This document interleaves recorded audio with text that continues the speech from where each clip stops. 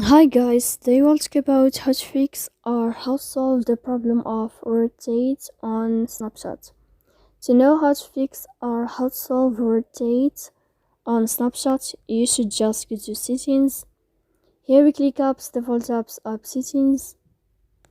Then this list will enter to the window or to the app of Snapchat, and you click. Here in this page of app info, you will click on first stop and you click OK. Here we'll enter to the window of storage. Then you click clear cache. Don't click manage storage because that can delete your data.